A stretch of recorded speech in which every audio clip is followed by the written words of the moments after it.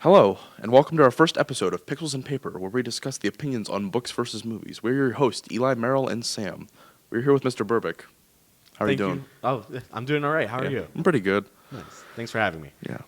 All right, the first topic, we're going to be talking about Stephen King. He's written over 50 books, uh, all of them being worldwide bestsellers. And the first book we're going to talk about is the third book he ever wrote, which was The Shining. Mr. Burbick, have you ever read the book? I have. I thought that The Shining, it was one of the first Stephen King books I've ever read. I read it when I was a junior in high school. I thought it was really good. Had a sense of dread, and also I like the underlining tones of alcoholism that Stephen King was writing about. I was a big fan of the book, and it got me onto like the rest of his novels. I continued reading on from that point. Yeah, I feel like The Shining is an amazing book, and they made a movie about it too. Yeah. Stanley Kubrick. His version of The Shining is a bit of a different take, to say the least, from the book. There are a lot of differences. Both in their own aspects are great. However, I think that the book is just able to tell the story a little bit better. I also think that it hits the major component of what the book was trying to convey, which was alcoholism, a little bit better as well. What do you think? I feel like I like the movie more, if I'm being honest. Oh. I like how it just sort of like portrays how Jack is, you know. Yeah, Jack. Well, that was actually the thing that made me not like the movie as much. Is I thought that Jack was a little bit too manic in the movie compared to the book. I thought it was too much like a Jack Nicholson stand-in, even though Jack Nicholson played him. Like he was like a crazy guy the entire time. But like in the book, that wasn't the case. Like he was a family man. Yes, he did have issues with alcohol, but he still cared about his family. In the movie, it didn't seem like that. Right. Yeah, I feel like you're just wrong, Mr. Burbick, if I'm being honest. But you know, Bold move. I will admit the movie does get a couple things wrong, especially with The Shine. You know what it's like Yes, named like, after. They didn't go into like the title of the book at all or movie. They didn't really cover the shine. Yeah, you had the scene with Dick and Danny, but like it wasn't really. They didn't delve into it like the book did. Yeah, especially with in the book how it sort of portrays and shows the future of what's going to happen, especially with how Jack is going to go attack Danny with the croquet mallet. Yeah. Like you got to see the croquet mallet covered in blood and hair in the back seat of Jack's car. It was pretty good. Merrill, did you read it? I did, in fact. I liked The Shining book. I like it. Both of them are very different, and that's okay. I think the movie has become such a iconic piece in like horror culture and just Stephen King culture. I think to hardcore Stephen King fans who honestly think the book is or the movie's bad, I think is just unfair. Because Stanley Kubrick did a lot different from the book. I think going back to like what you said about Jack, how he's a family man in the book. He's a lot more relatable in the book because he's not a psychotic killer. I mean, you get to see this unsettling, like almost gross man in the movie played by Jack Nicholson. Like he's just always like looks angry. He looks like he beats his kid. But anyways, in the book, he's a dad who's kind of just middle class dad going through alcoholism who wants to take his family, on a supposedly fun vacation or getaway. But also in the endings of the both book and movie, I think it does. I think the book is a little bit. I like the book's ending more. I think it's more. It ties the story together a lot better because it's Jack sacrificing himself for his son and kind of that last ditch effort to care about his kid. And in the movie, it's like. He's just this is psychotic killer who's trying to kill his son and his wife throughout the entire thing, and towards the end, it's almost like a joke, It's like he just dies of hypothermia or getting frozen in the head mage. So it's like it's it's an iconic ending, I guess, but it just is not as emotionally weighted, I feel like, as the book. But something I think that they tried to rectify that with was the movie Doctor Sleep. I mean, it's really similar to the book. However, they tried to, with Ewan McGregor and in Doctor Sleep, that is, he sacrifices himself for the main girl. At the end of the movie by blowing up the Overlook and kind of having that same parallel to his dad from the book that they tried to rectify from the movie, if that makes sense. But Yeah. yeah, I mean, which like ending do you think makes them more? I preferred the book's ending and The Shining book more than the movie, but I will say that the ending in the movie kind of was fixed with the movie adaptation of Doctor Sleep. Obviously, Doctor Sleep, the end is a little bit different compared to the book because the Overlook Hotel in the book was no more. So in the movie, when they had the final scenes take place in the Overlook Hotel, that was completely written for the movie. And I think that it was really well done. Even Stephen King himself liked the combination of his book plus the movie because Stephen King did not like the Shining movie at all when it came out. For sure. Yeah, and in Doctor Sleep, the main bad guy sort of like feeds off fear, which also happens in It with Pennywise. Pennywise feeds off fear. Yeah. Yeah. Yeah. And I mean, there's been for at least It. There's been an original movie, sort of like a remake and a book.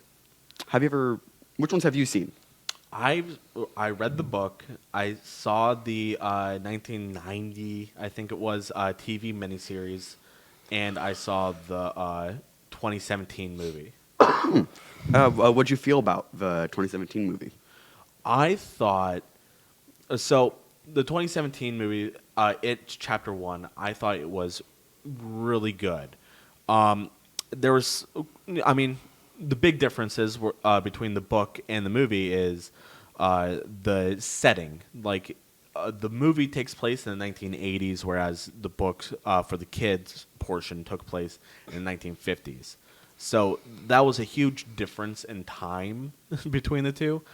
But I liked the adaptation, like moving it to more present times to relate with a different audience. I think that the movie was really good. I thought that the kid actors really sold it. It was, and it's one of the highest grossing horror movies of all time because of this.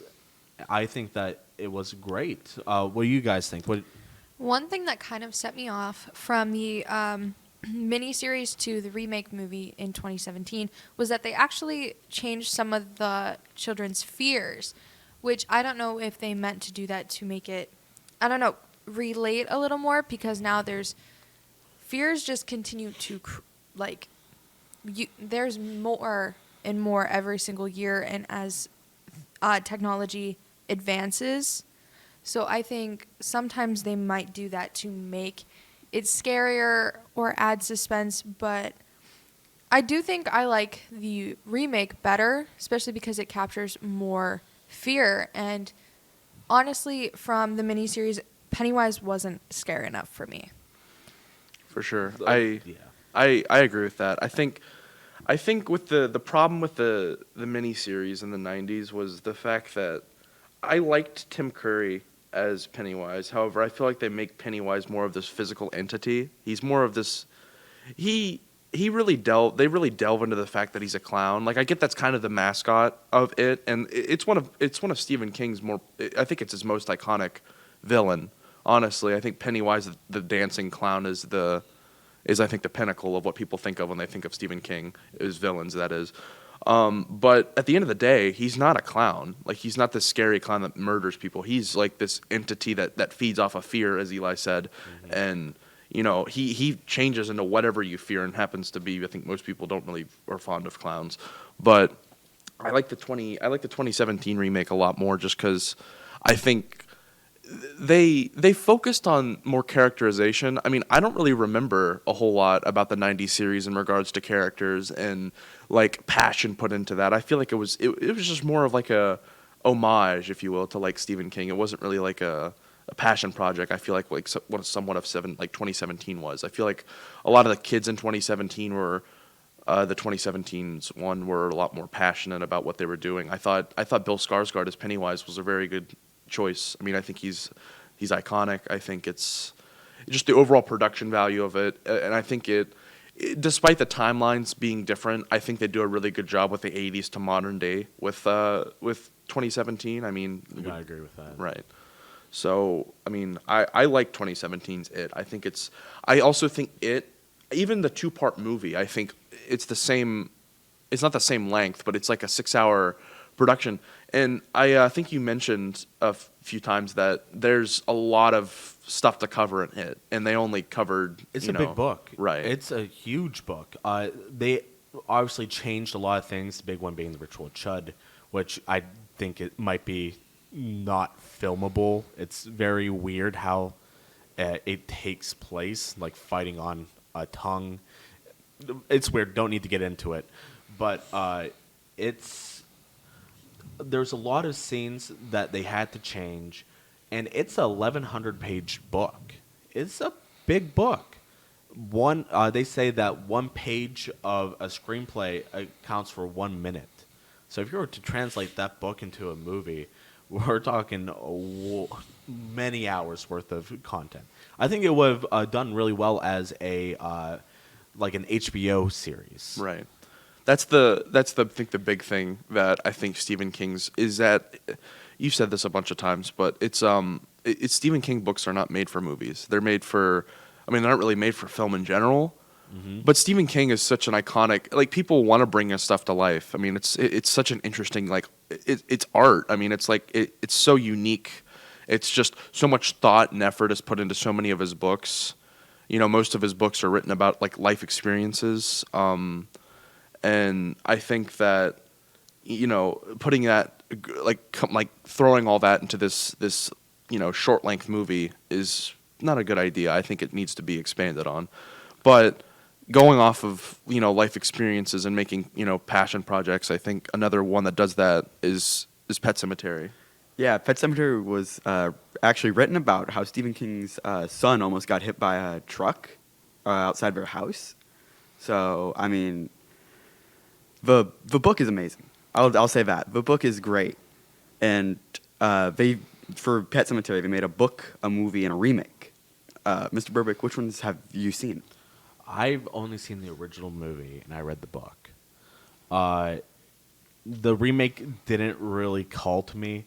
I think that the trailers look good, but as soon as I saw that it wasn't Gage who got hit by the car, it was Ellie instead, I was not too pleased with it because I think it takes away from the source material, which is about Stephen King almost losing his son.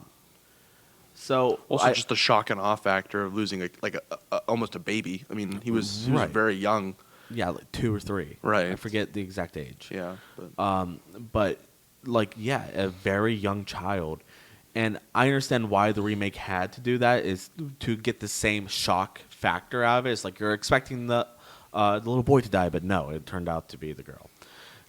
But when you're trying to make an adaptation from a very well-known and loved book, you kind of don't want to try to take those risks, You want to try to stick to the source material. Like the original movie, I didn't even hold too close to what the book was. And I think that there's a lot of room to grow, but they just didn't take the right steps towards that. That's my opinion. What do you guys think? What do you think? I definitely agree, especially with what seems to be our big rounded topic is, especially with Stephen King books, with all these hidden messages underneath every piece of his work, you can't exactly put that into film as much as we wish we could. And what we definitely see from the original movies to if they make remakes, even from just that one step, there's so many different adaptations, especially as the years go on and they want to change the audience because they don't want to stick to the same audience that the books were for. So I feel like they definitely adapt some things, because now I feel like Stephen King focuses more on a younger age than what it used to. But now the people that the books used to focus on, now they're older, and when they see that, oh, here's a movie of something that I used to read at a younger age, when they don't see it doesn't exactly match up, it kind of, I don't know, disappoints a little. Right. I agree with that. I think that, I think Pet Sematary, it was one of the Stephen King books. I mean, I think this happened for me with a lot, was I watched the movie first, which it tainted a lot of, I think, feelings that I have towards some Stephen King like books, but I still get a completely different experience after reading them, which I think is why people should honestly read both and just see which one they like better. But when I watched Pet Sematary for the first time, I was like, I mean, it's very creepy. Like, it's very unsettling. You have so many things going on in that movie that I think add up, at least in the book, very well. You have a kid dying, which I think Stephen King books do a lot, but it's definitely something that's very unsettling, and especially in horror. I don't think, if it's done right, however, I don't think people should just be killing kids to kill kids in movies. But him getting hit by a truck you're not really expecting that ever. And the fact that I saw that movie when I was like 12, so I mean that was, and then you got the whole scene with Judd. That was very creepy. It was like this kid murdering this 80-year-old guy, and then you got the whole cat. You got the mascot of the movie and the book and stuff. You got the whole cat, which is just unsettling, which leads into the whole cemetery part of the book, which is they lose their cat also, and then they take it to the cemetery. It gets revived, and it's not all the same. And they don't really, in the movies, in both of them, they don't go into the details of the cemetery at all, really. Which is a shame, because that's why I think Stephen King does best, is like his supernatural aspects of films. And I think that for Pet Sematary, delving into that would have been good. But even once again, the main theme of it is loss and losing a child, which Stephen King, he was putting in his own fears into this book. And you can tell it's an unsettling book. It really is, and I don't think that the movie is able to convey that. For sure. Going off of another popular topic, Harry Potter seems to also do the same thing, where their books are made to stay books, and then when they try to make it into a movie, a few things got a little slipped up. Mr. Burbick, have you read the books or watched the movies? I've done both. And we're going to dive into more of the character development. So how do you feel that the books, and then adapting to the movies, how they contrasted the characters differently? I think that, let's be real here. When you are trying to condense an entire book into one movie, it's hard to do. And especially when you have as many characters as you do in Harry Potter, you're going to let a couple slip through the cracks. You're going to just gloss over some of their backstories. And I think that the biggest crime that the movies did was the portrayal of Neville Longbottom. Yeah, I also definitely dive into more that the books have they have much more time to adapt characters and make them well-rounded. But in the movies, my biggest thing is that the main three, Harry, Ron, and Hermione, they're kind of just one stereotypical attitude and one characteristic. Like for Ron, in the movies he is the joke and the clown of the group, and that he's not as smart as the rest of them. Hermione is the know-it-all, the bossy one, and Harry's just that weak little boy that needs to be saved. But Definitely in the books, they had a lot more time to make the characters not one characteristic. Like, you could see how they got rounded and how a normal person should be. I agree. I agree completely. I feel like in the movies they kind of just become a little bit of stereotypes, you know. Yeah. They're not fully fledged people. No, of course not. I mean, Eli, I mean, how do you feel about Neville Longbottom? I mean, in the movie, he's kind of just like a comedic throwaway. I Uh-huh. kind of like that. Yeah. It's kind of funny. Yeah, it is really funny. How do you feel about it, Mr. Burbick? I think that once again, character assassination.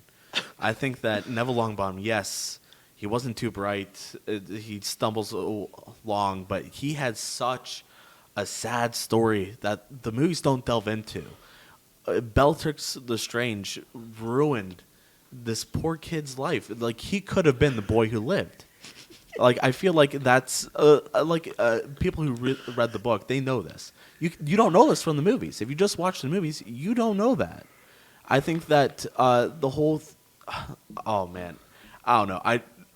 We could go on for a while. Well, going off of character assassination, I mean, speaking of being assassinated, how do you feel about Snape?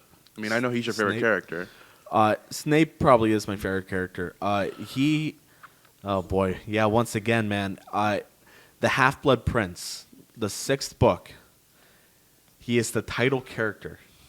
Well, you don't know that, but yes. It gets revealed. It gets revealed in the book. Yeah. But in the movie, they barely mention him. It's barely shown. There's a Yeah. couple of scenes, but that's it. And I think that showing more of Snape would have made the impact of his sacrifice even better in the it'll be the following 2 movies. Right. I think that's something that is very honestly missing in the movies is Snape's relationship with Harry. I mean, because throughout the movies you see that he is in the books he's a person who like secretly cares for Harry, like because of his love for his mother, and big simp. But he loves Harry, and you know, in the movies there's examples of this happening, like with him doing a Quidditch match. You know, that's in the first movie, Sorcerer's Stone, right. where Quirrell was trying to. Right. It's shown a little bit in the movies, and I think honestly, the movies are an interesting one because I feel like honestly the movies are good. I like the movies. I honestly would go as far as to say I like them equally as the books because of how cool and nostalgic it feels to watch the movies. I never get a cooler feeling than when I'm watching the first movie and I see all of these boats and with lanterns going into Hogwarts and seeing this just amazing shot of the entire castle and this campus of, you know, of the wizarding world. And the movie does a really good job, I feel like, at world building. You know, you go into places like, you know, Diagon Alley, and you go into like Gringotts. You know, you go into all these like Hogsmeade. Right, you go into a lot of places that the book explores, and I think it really captures it well. I like the way that the movies do it, and I think the movies do a lot of things that the books do. And it brings it to life, and I think that's the whole point of what a movie should try to do when it makes a book. And I like the castings. I mean, I think Daniel Radcliffe, Emma Watson, you know, Rupert Grint. I think they do a really good job at capturing these characters. And I think the movies. I think for most people, the movies are. You can watch the movies, read the books. You can read the books, watch the movies. In either order, you'll have a great time. Like you can honestly watch one or the other. I think you should read both or do both. But you know, I watch the movies, and I think most people at this table watch the movies first, and then read the books. Well, they both have like their own aspects that make them unique compared to each other. Right. I think that the movies are a bit of a spectacle. Like they really show like this magical world really well. Like as you're going into, like these locations are iconic. Like they remake them at Universal Studios, like in Florida, and also I believe Universal's in California. Right. I mean, if butterbeer from Yeah. that place is like one of the most iconic drinks at Universal. Yeah. But there's a few people like we've mentioned a few characters that got kind of not. I'm not gonna say like they got just Short end of complete- the stick. Right. I'm not gonna. They were. It was unfortunate things that they left out, but I think some of the Weasleys are not very like shown in the movies. I mean, you got Percy Weasley, Oh, and yeah. going off of Percy, I brought that up just to have this transition. Anyways, however, going off of a Percy, Percy Jackson, guys. I mean, I know many people probably haven't watched the movies or read the books, but it's one of my favorites. I love Percy Jackson. I'm a stan. I think Percy Jackson is way better than Harry Potter. Hot take, but I gotta agree with that. yeah, Percy Jackson's just I think more interesting. I to be honest, I like Harry Potter, but I'm not like a super big nerd about it. But Percy Jackson, I mean, I love Greek mythology, and I think Rick Riordan does a really good job at capturing his own universe. But he sticks to characters and their backstories. He does a really good job. And before I go any further, Percy Jackson, a short summary for those who haven't watched the movies or read the books, it's just about a boy who lives in the mid-2000s. Percy Jackson. He's this demigod son of Poseidon, and Zeus basically said that the big three, Zeus, Poseidon, and Hades, cannot have children after World War II because of the atrocities committed.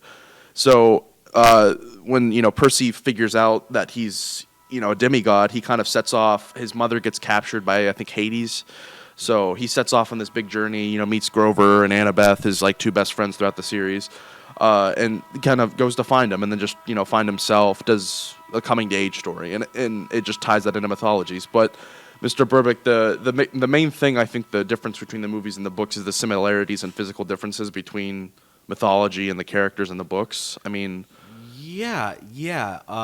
There's quite a few characters in the books that didn't make an appearance in the movie, which was a shame because in the first book, one of the main antagonists were Ares, and Ares didn't make any wasn't even mentioned really Nope. in the movie at all. not at all. And Ares is one of the people trying to bring back Kronos, who is The main villain of the series. the main villain of the series.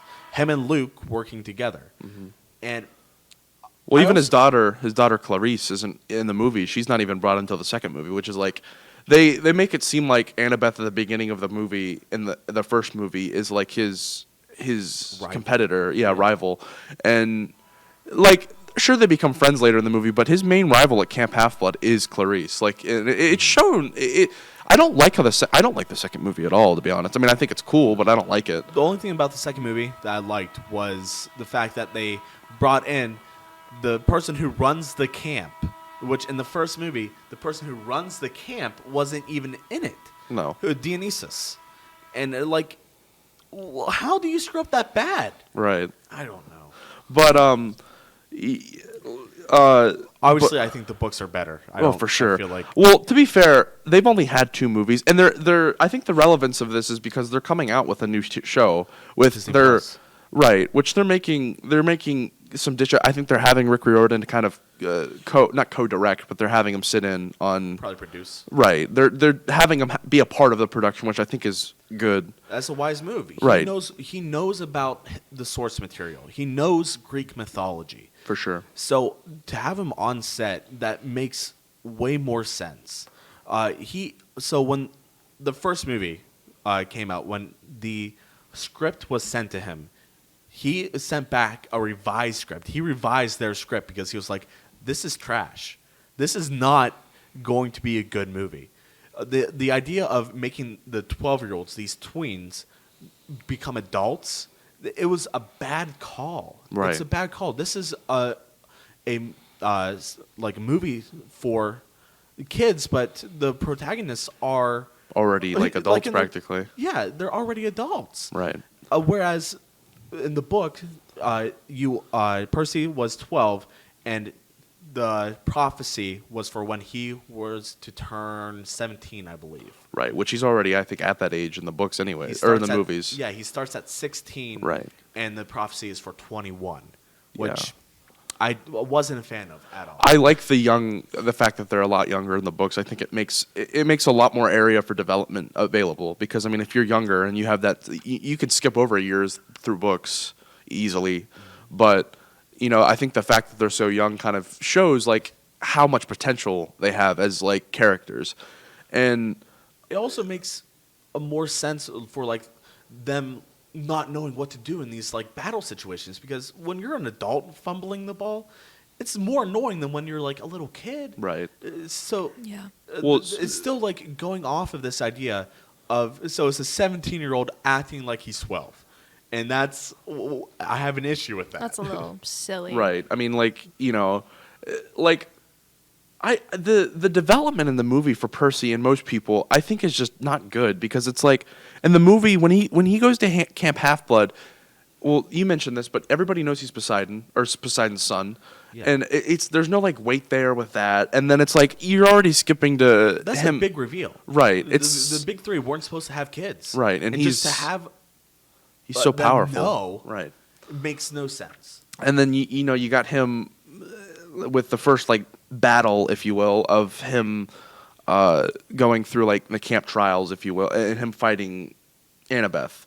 And there's he beats Annabeth. I mean, and Annabeth, the daughter of Athena, who's also the goddess of war. It's like for that to happen in literally the first hour of the movie, not even, is just to me is disrespectful.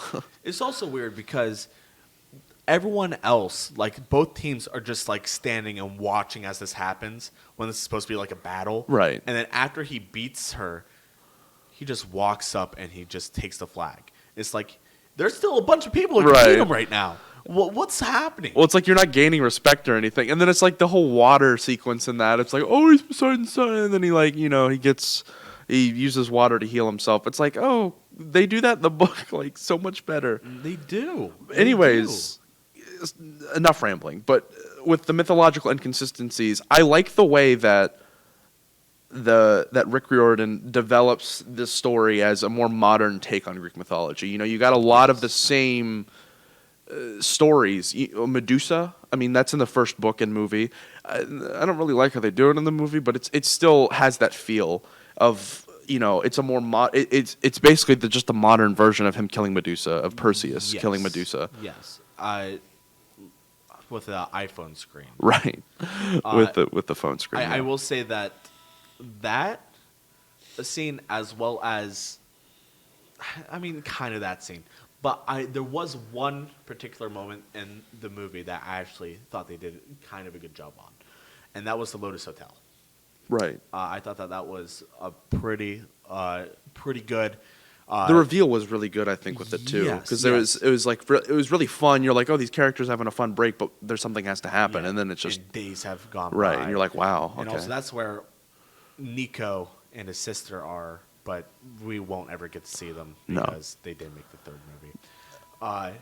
And one more thing about that, it was a great scene up until Percy himself wasn't able to break from the curse, from like the mind thing. It was the fact that his father had to tell him that he's being tricked. right, And it takes away from Percy's development. right. Yeah. Again, because it's like he's just this. They're not consistent with his character at all. It's like sure, it's like if he was 12, it would make a little bit more sense because it's like you know you might need that help, if you will, from Right. your dad, but also makes a cool connection. However, it's like he's 17, hasn't met his dad once. You know, it's just it's not good. But No. another inaccuracy that I know really gets you upset is Persephone.